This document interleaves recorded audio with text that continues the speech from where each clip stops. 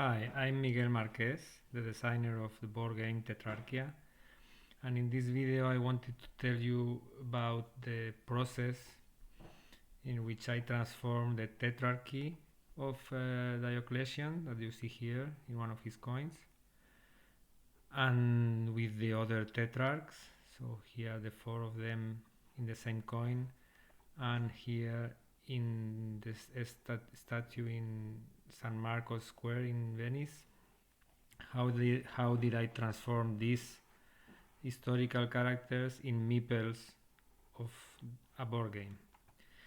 And in general, I hope that this video will help you a bit to see how can we play with history. So the first thing for a board game is the idea, and so it happens to me all the time when I'm reading about something that I think about possibility of doing a board game out of it.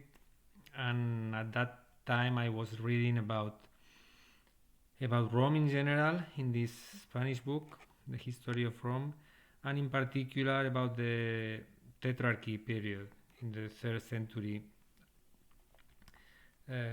created by Emperor Diocletian. This is a more detailed book on the Tetrarchy in English.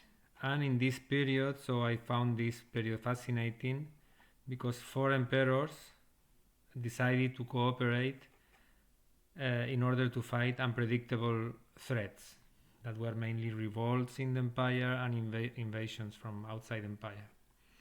At that time I was playing a lot to this game, Flashpoint, about a fire in a house and firefighters that must cooperate, as the emperors did, to fight the unpredictable fire threat. So in this particular game, the threats arrive rolling dice, so you cannot predict them. And first, here you see the coordinates from 1. So this is the house. You have a grid, and you have 8 spaces here that you roll with an 8-sided die, and 6 spaces here that you roll with a 6-sided die. And when you roll some coordinates, then you place a smoke. If you had already smoke, you turn it into fire. If there was fire already, there is an explosion. And the game turns around how can you prepare yourself and your team so that the worst case scenario will not hurt you. And then I thought, why not apply the same mechanic to this period? So 2 dice, a Roman and a normal one, and they would propagate unrest, then revolt, and then uprisings. And so this was the starting idea, and I began to think about it. And then, of course, I needed a map of the Roman Empire and some coordinates. And then I thought that this is the first sketch. I think it was in May 2015. And you see how little you need to start a design. So this just was a piece of paper, seeing if I could create 6 regions around Italy, and then in each of the 6 regions, so this would be the region coordinate, I would create 6 provinces. This would be the province coordinate. And then I thought it could be done, and I started with some still rough sketches, but already trying to figure out how could I place these provinces inside these regions. And then I realized that maybe here I will have a problem of space. And then I took a better map, and I started to find out, to figure out how could I split the different areas. And of course, the real Danube was a problem because I needed more space here. This is the real map of the time. So here you have at the time of Diocletian, The regions at the time were called dioceses, and there were 12. You see them here in purple, the name in purple. So 12 regions. Some of them, like Hispania, were okay for the game. Others were not so well suited. So here you see another real map, but a bit more schematic. And then, as I said, I chose Hispania as one of my regions. Then these two I made Gallia.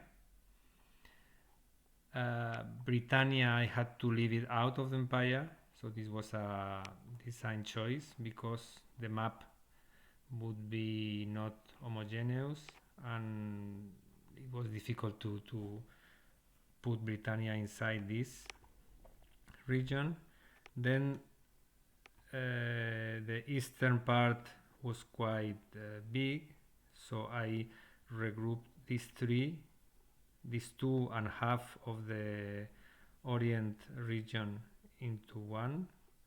I cut the most eastern part of the empire for the same reasons I cut Britannia, and then with this I could create some region that I would call Africa, with part of the real Africa region and part of the Orient region.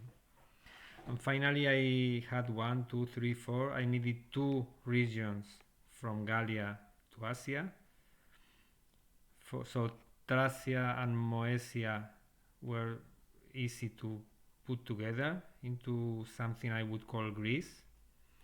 And then Italy, I wanted Italy to be at the center of the empire. So I cut this northern part of Italy region and I gave it to Pannonia, and I built a new region that I would call Illyria. And in that way I had the 6 region coordinates I wanted around Italy. And now in each of these regions I needed to create 6 provinces.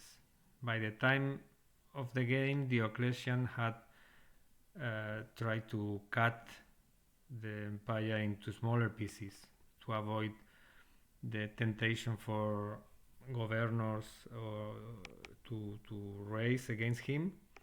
And so he made 100 provinces, and 100 were too many for the game. Some were good, so in Hispania, for example, you see that there were already 6 provinces, so I kept these 6. But for other places there were much too many, and so I had to choose, and sometimes try to fuse 2 provinces, or even made one up. And with all this in mind, I started to draw what would be the board game map. Here you see the first try, and so you see already.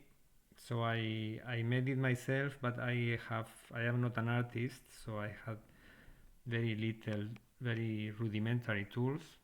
So I made something like with the kids game, and in which you have to connect points in order to make a picture. So here I defined points connected by straight lines. Here you see the points for Britannia, and then I had a vector program that was going to link those points. So that was a lot of work, and maybe you don't realize by looking at this map, but I already applied the changes, so I adapted the map to my needs. So I removed the eastern part, I pushed Britannia out of the empire. Here this Mediterranean Sea is much wider at this part, but the game was going to take place on land mostly, so I shifted Cyrenaica north so that I had more space for the pieces, and mainly I shifted the Danube north west so that I could locate 12 provinces in this area. So this was a distortion. Also, Turkey, I compressed it a bit. It was too big for the maybe 4 provinces that I needed, and in this way I distorted the map, but it looked still as the Roman Empire, but adapted to my game needs. And then I had to locate the provinces.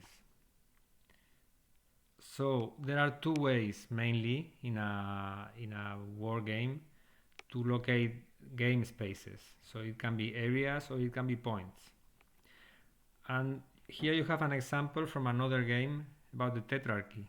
So when I uploaded my game to Board Game Geek, I realized that there was a game from 1981 from the Jeux et Stratégie French magazine about the Tetrarchy, but it was a different scope. So it was a 6-player competitive game. So 6 players trying to become the sole emperor. But it's useful to see a different approach to the map.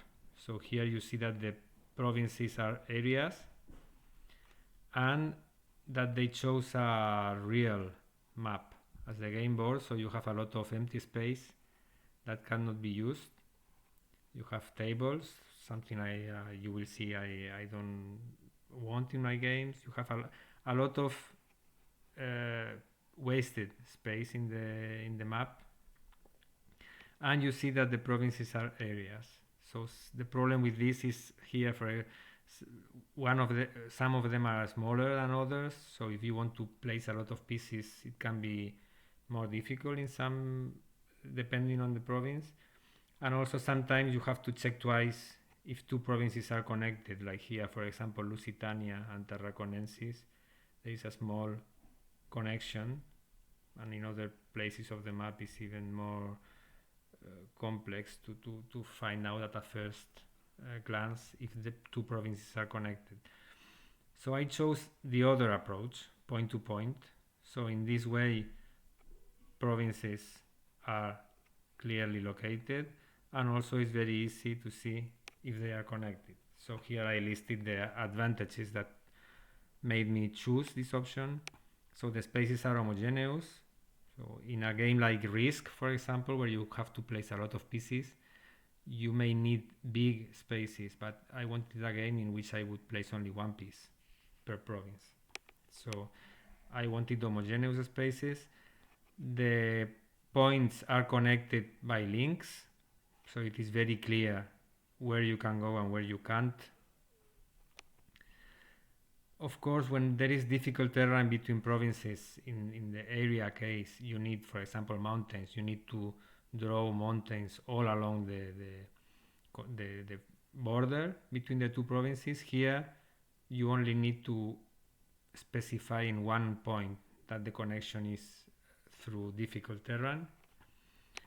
And the borders of each region are well defined. Here, you see that the borders are quite extended. In my game, region 2 would have 1 border, region 3 will have 1 border, so it's much easier to identify the borders. And then, so this is a better looking map, but the game, so I had already the frame of the game, the idea, but the game, if it was the analogous of Flashpoint, it would be quite boring as a war game. So you would have the 2 dice, would give you coordinates. In the coordinate roll, you would place, here it was a gray disc, which would be unrest, the equivalent of smoke in Flashpoint. It could become revolt, a black disc. It could extend, the revolt could extend to other unrest, and if you roll that revolt, you could have an uprising.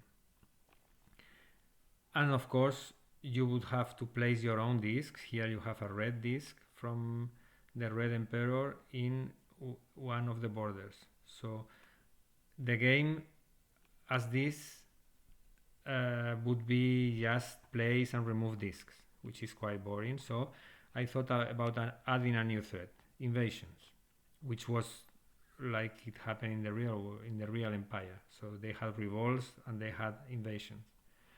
So the armies would arrive from the borders and would try to reach Rome. So first they would try to go through the region, and in the end, when the region was devastated, they would go to march to Rome. And then I decided to use a game element that was already on the board. So I needed one coordinate for the region, here Gallia, region number 2. I needed 6 numbers for the provinces, and then I have the coordinates of each of them. But if an army had to enter the region from the border, I could order these numbers so that they indicated the path. So for the coordinates, I don't mind the order, but ordering the provinces, I could define paths for the armies. So in the first prototype, you just needed to follow the increasing series, so 1, 2, 3, 4, 5, 6.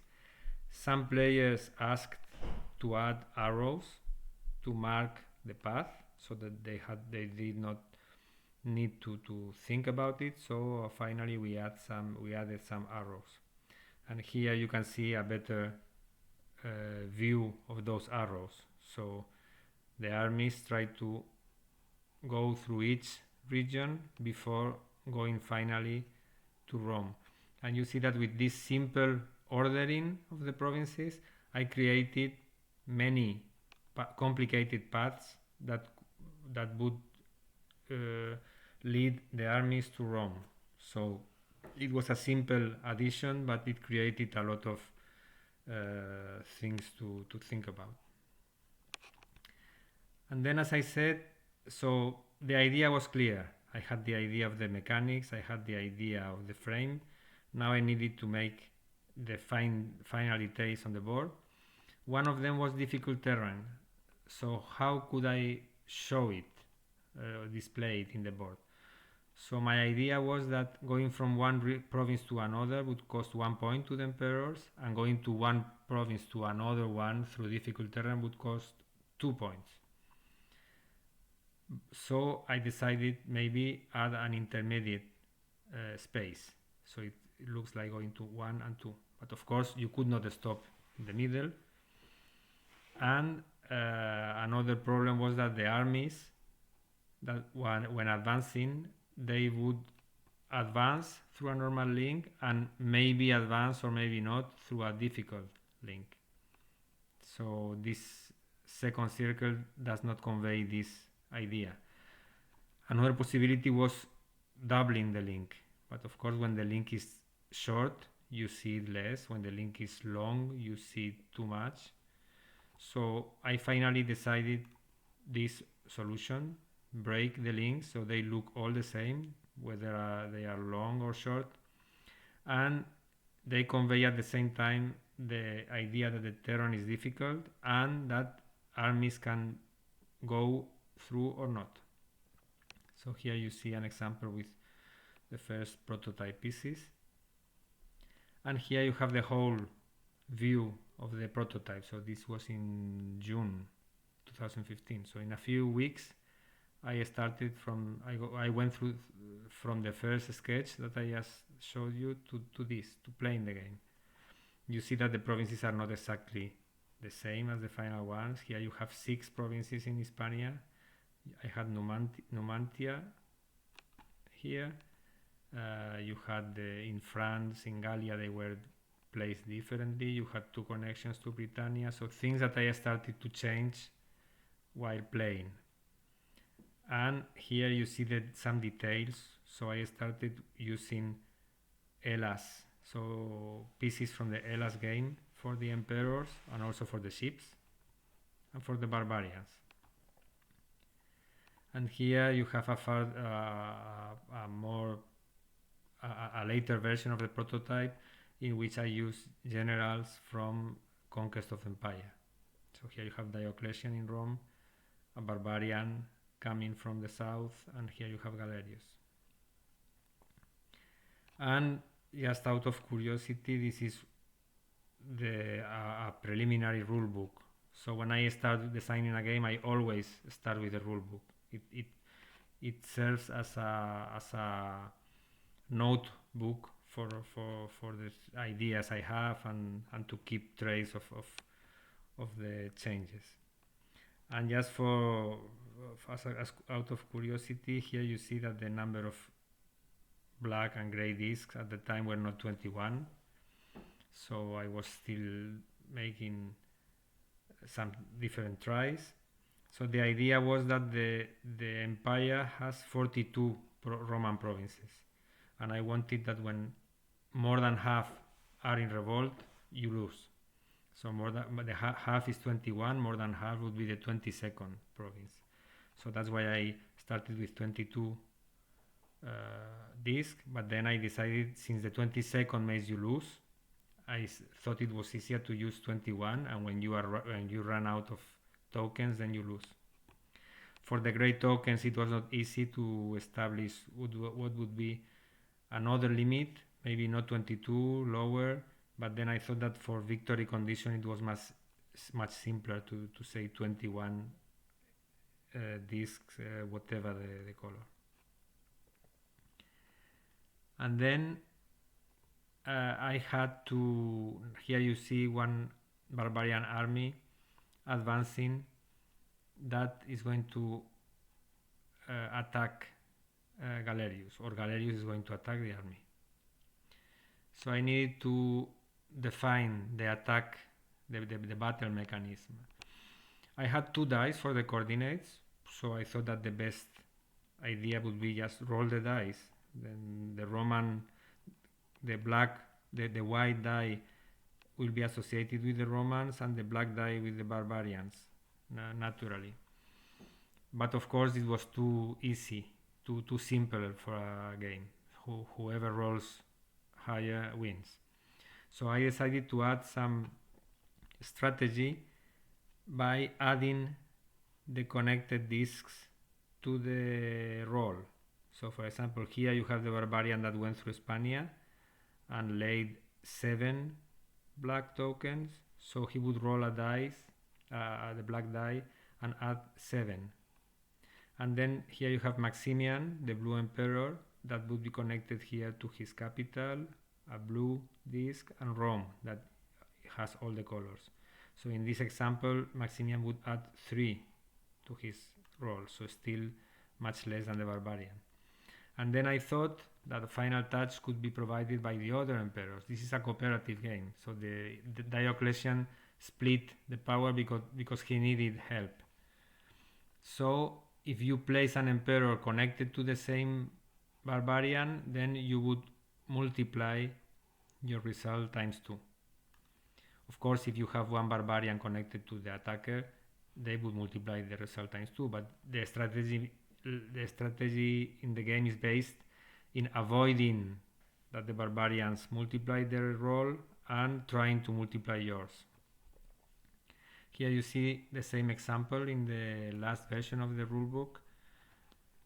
And so I succeeded in creating a combat mechanism that requires strategy, but with very simple maths.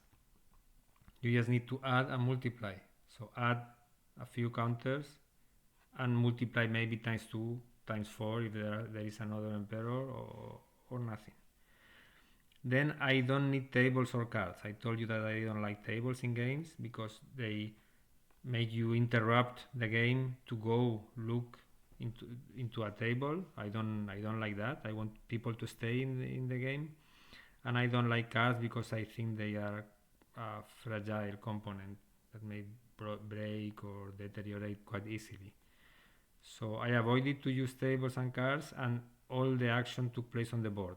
So you roll the dice on the board and you check the discs on the board and the supporting emperors or barbarians on the board. And by introducing this mechanism, I added I gave a dual use to the emperor discs, garrisons. Of course, you needed to protect provinces from unrest, and you need them to protect the borders of the empire, which is the goal of the game. But you also need them to support your battles. So you have to decide where do you want to place your discs, depending on the situation in the game. And of course, without adding a special rules to induce cooperation, players must cooperate. So if they don't cooperate, they lose. Because, for example, Maximian is going to attack this army. If Constantius would go to Tarraconensis and remove the revolt first, then instead of adding 7 to the roll, they would only add 1. And of course, if he remains adjacent to the army, you multiply times 2. So you can cut off the barbarians from their base, and you can combine your attacks. And you have still to roll the dice, so there is some unpredictability, but you can control the randomness by playing wisely. And with all these ingredients already settled, I started to draw a more beautiful board for the prototype, and this was my result. I was very happy with this beautiful board. But so I did it with this vector program I told you, very rudimentary one, but I thought the result was quite artistic. And until players started to say that, future players started to say in Board Game Geek that the result was quite pale, so bland. So they wanted things to be more easily visible. And then, so we tried some things like darkening the sea to highlight the land, adding some old paper look, and this is the last Nestor Games version of the board, where you see also the small arrows. So in the first prototype I just asked people to follow the sequence, but then we thought it was not complex for us to add these small arrows that tell you the paths of the barbarians to Rome. And here you see how I succeeded to make this beautiful board. So now this is with the colors of the last edition of Draco Ideas. So a turquoise sea. Then with my program I do this surface, homogeneous surface. Then I mix this with a old paper layer and I get this aspect. And finally, on top of this layer I add another one with the provinces, links and names. So you see that the result is quite beautiful, and this is what I gave to Draco Ideas for the new edition, and then their artist Matías Cazorla made a fantastic job and with a more professional look. You see that the provinces are more clear, the arrows are more beautiful, and the banners more beautiful too. So this is the board that will come with the last edition of the game. And now you know how the game looks like. I gave you some hints about the mechanics, but what are the rules? So the rules, as I said, are very simple, because this is what one of my goals. And in the new edition of Draco Ideas, at the back of the rulebook you have 2 summaries, one for the setup and one for the gameplay. The one for the setup tells you the only things you need to do. So at the beginning you need to place 6 revolts, 1 revolt per region. So you roll the black dice and you place a revolt, and then you are ready to go. And you can choose the difficulty level. So this is another thing important for me. If the game is too easy or too difficult, it is not interesting. So I wanted everybody to find the sweet spot of difficulty. And then there are 4 ways to change the difficulty. First one, how many discs per emperor are you going to use? 5, 4 or 3? So easier and harder. How many Roman fleets? There are 3 sea zones. If you have 3 fleets, this means that you can travel through all of them. If you have 2, you have one of them that you cannot travel through, but you can move the ships, and with only 1 is the most difficult possibility. And then to these 6 revolts you can add some more. If you don't, this is 0 or 1 or 2. So you roll the 2 dice and you place an additional revolt in this province, and you can start with initial barbarian armies on the borders. So either none or 1 or 2. So you have 4 parameters with only 3 values, but they can combine in 81 different ways. So with this simple table you can very easily create the challenge that you want, and you have 81 possibilities. So once you have decided this, you place the fleets and Diocletian starts the game. So in Rome you have the 4 colors in clockwise order that tell you the turn order. So Diocletian starts, Galerius, Constantius and Maximian.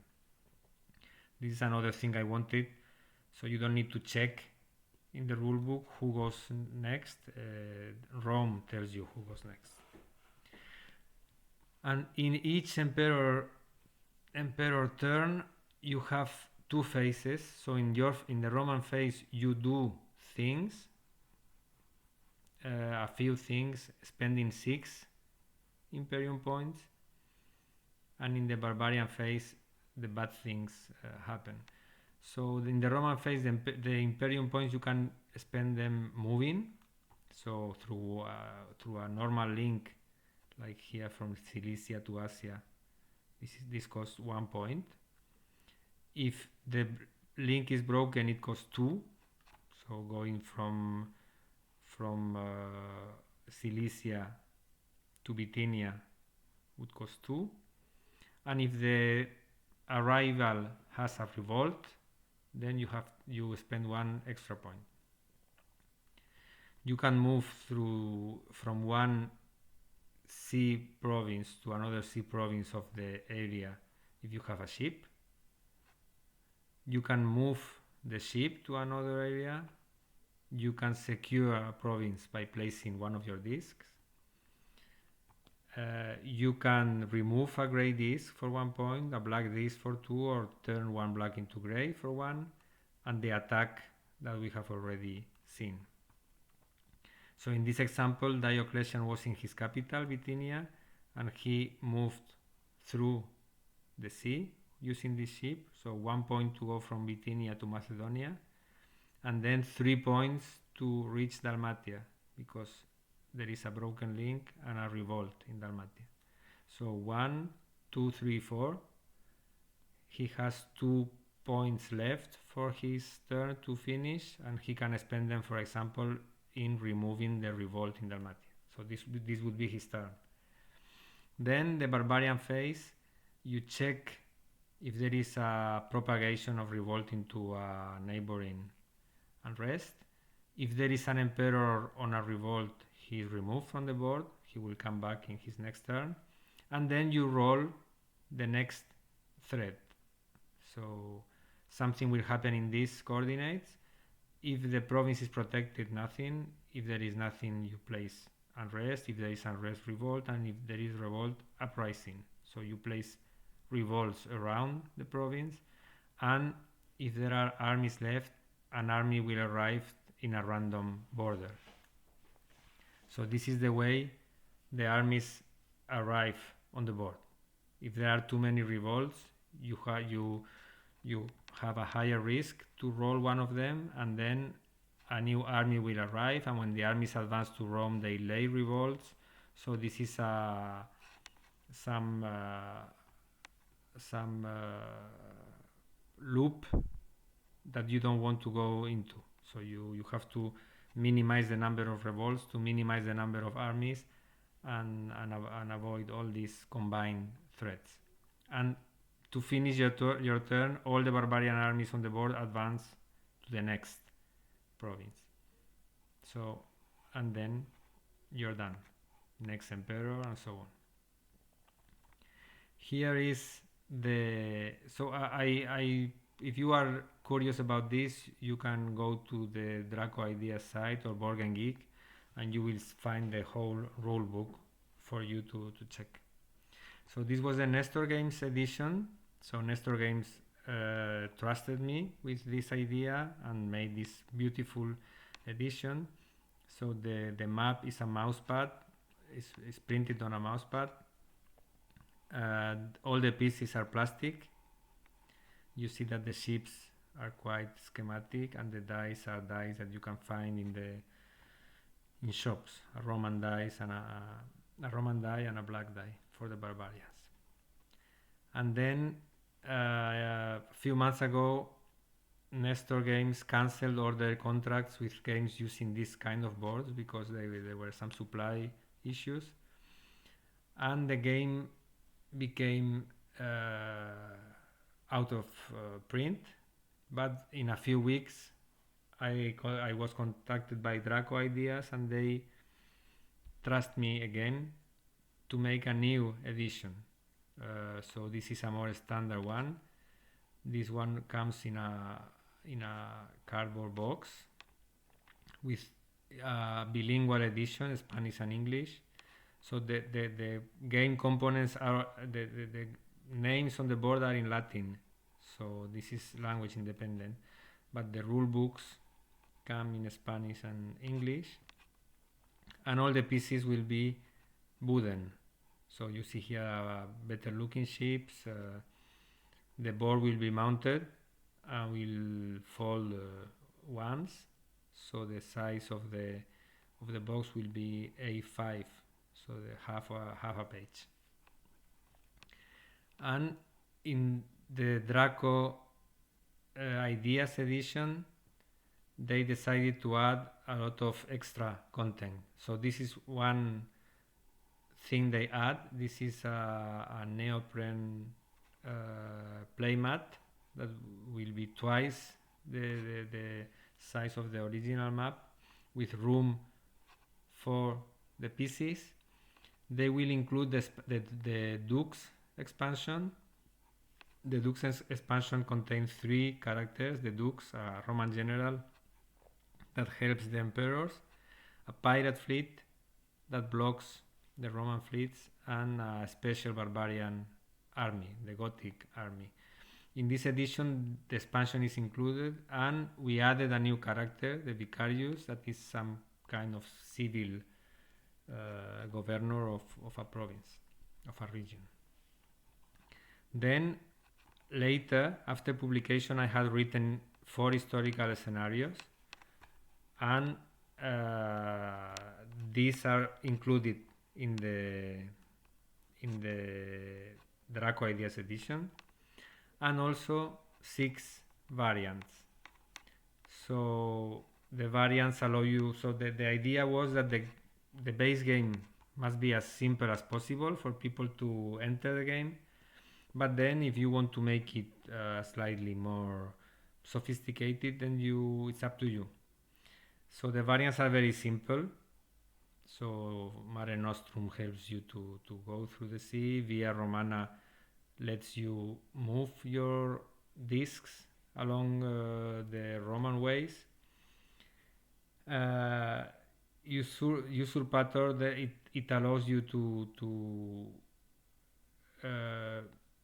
so even if our border is already protected, you can have a usurper that comes in this region. And then mainly the 3 most important variants are Imperium, that gives a special power to each of the emperors.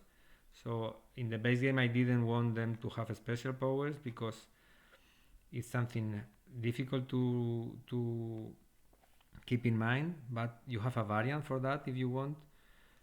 This Roma Eterna requires that you win, but with similar importance in the action of the emperor. So if one of them has done more things than the others, then it will break the he will break the tetrarchy and you lose.